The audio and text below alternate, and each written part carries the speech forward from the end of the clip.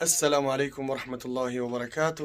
بسیاری ها از جهت ریش تنقسیم میکشن که موی سر امرای خدمت موی سرتون کمی میتونید انشاءالله که مراجعت کنین. مینوکسیدیل در شهر مسکو و هم در شهر سن پترزبورگ مغازه خود رو کشیدیم. انشاءالله که با نزدیکی دیگری مغازه را انشاءالله اعلام میکنیم روز یکشنبه.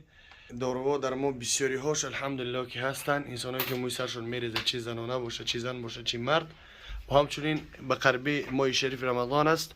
این گونه قرآن های میدهک میتونید که انشاءالله بگیرین با همراه خودتون، یعنی در جیبکاتون بگردونین. ماه شریف رمضان فرصت رو از دست ندهین، یعنی میتونید که انشاءالله خریداری کنین از مغازه ما. و قاعده های بغدادی انشاءالله ما حرکت میکنیم که معلم الثانی میگن ایره میتونید که خریداری کنیم. ما حرکت میکنیم که در ماه شریف رمضان همین درس بدیم، یعنی با واسطه اینترنت، تا اینکه مردم وقت رو بیهوده صرف نکنن، از همین یعنی استفاده ببرن. و انشاءالله سیل که هم کانال در اپیسانی میمونم در هم میتونیم انشاءالله پسند کنین. هر روز حرکت میکنیم، چو کنیم، افیر کنیم تا اینکه مردم ببینن و بهره ببرن از علم اسلام. و بسیاری برای انسانی که مثلشون میرزه بیاتین بنیاد دوری خوب است. و دیگه شفران است، زعفران، یعنی خیر لیمینین بنیاد دورو فرمول 14 فرمول 15. فرمول 15 برای انسانایی که گریپن، کرونا یعنی دورو بنیاد داروی خوبه. بخدم کسال خوردم، یک بار خوردم الحمدلله که بهتر شدم.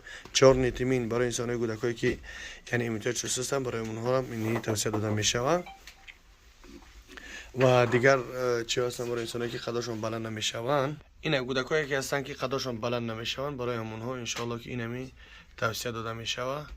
اینمی قدر درازی که گردن درازی که برای اون کودکان انشالله که از خود میرم یا برای کودکای خودم میتونم تجربه میکنم. برای بسیاری گرفتن استفاده بردن. برای انسانایی که اشتیاشون خوب نیست اینمی توصیه داده میشه، میخواه وزن بگیرن و اشتیا خوب کنن. امگا 3 ریب نژیر و داروی برای فربشیدن، خراب شدن الحمدلله چند نوعش هستن. میتونین که مراجعت کنین که قدرت رو در خدمت